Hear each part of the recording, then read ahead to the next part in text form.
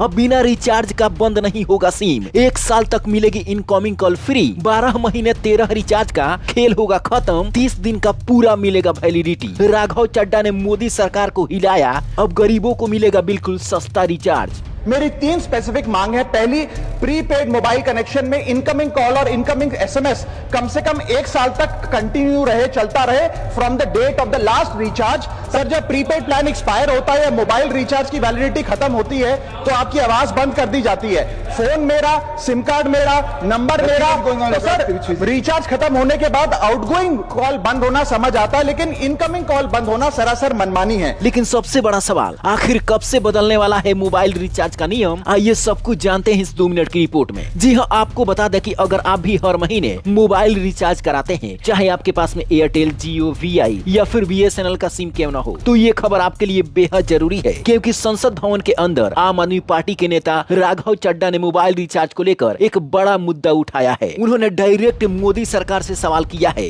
Incoming only plan, वो लोग जो सिर्फ इनकमिंग के लिए फोन रखते हैं उनके लिए, जैसे कि 10 रुपए में 180 दिन की इनकमिंग कॉल की फैसिलिटी, इस प्रकार की स्कीम्स मोबाइल ऑपरेटर को लानी चाहिए।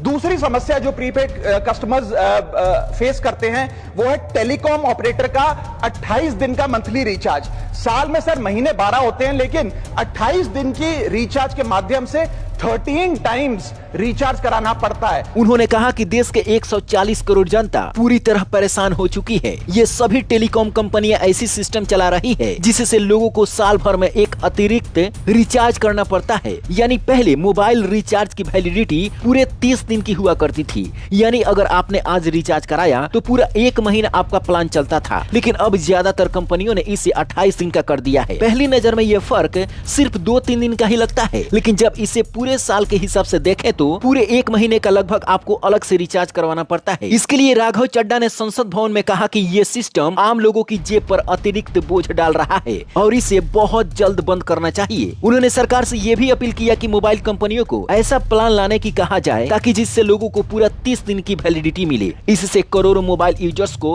राहत मिल सकती है। उन गरीबों को फायदा होगा जो साल भर में एक अतिरिक्त रिचार्ज उन्हें देना पड़ता है। राघव चड्ढा ने गरीबों के लिए एक और बड़ा आवाज उठाया है। उन्होंने कहा है कि इनकमिंग कॉल का भी सिस्टम खत्म होना चाहिए, यानी जैसे ही आपका रिचार्ज खत्म होता है उसके 2-3 दिन के अंदर में ही इनकमिंग कॉल बंद हो जाता है। इस पर राघव चड्ढा ने यह भी कहा कि अब इनकमिंग कॉल कम से कम 1 साल तक बिल्कुल फ्री में मिलना चाहिए, क्योंकि मोबाइल आम जनता का होता है, सिम कार्ड भी उसी व्यक्ति का होता है, तो कम से कम इनकमिंग कॉल की सुविधा 1 साल तक फ्री रहनी चाहिए, क्योंकि देश में बहुत सारे ऐसे लोग हैं जो हर महीने महंगा रिचार्ज नहीं करा पाते हैं। अगर इनकमिंग कॉल कुछ दिनों के लिए बंद हो जाती है तो उन्हें काफी परेशानी होती है। राघव चड्ढा ने ये सवाल उठाकर मोदी सरकार को हिला दिया है। आज भारत के लगभग हर व्यक्ति जो मोबाइल चलाता है, जो हर महीने अपना एक्स्ट्रा रिचार्ज कराता है, राघव चड्ढा की इस बात से बहुत ही ज्यादा खुश हैं। सर, जैसे आपका आधार कार्ड इसलिए एक्सपायर नहीं हो जाता कि आपने डिटेल अपडेट नहीं करी, या आपका बैंक का खाता इसलिए बंद नहीं हो जाता कि आपने मंथली डिपॉजिट जमा नहीं किया,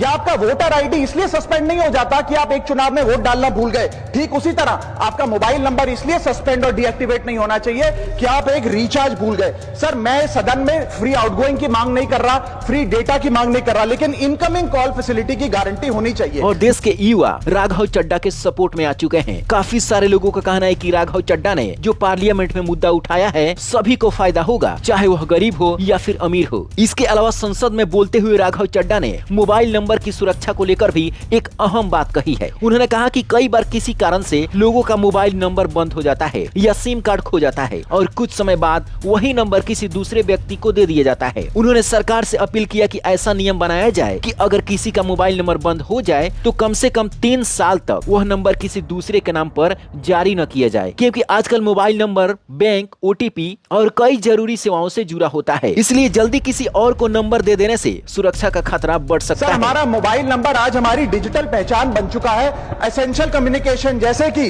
UPI payment, banking, OTP, train ticket OTP, PAN Aadhaar authentication, interview का कॉल, हॉस्पिटल का कॉल, माँ बाप का गांव से कॉल, तमाम चीजें इनकमिंग कॉल और इनकमिंग एसएमएस से आती है और वो इसलिए बंद कर दिया जाता है कि इंसान एक रिचार्ज कराना भूल गया।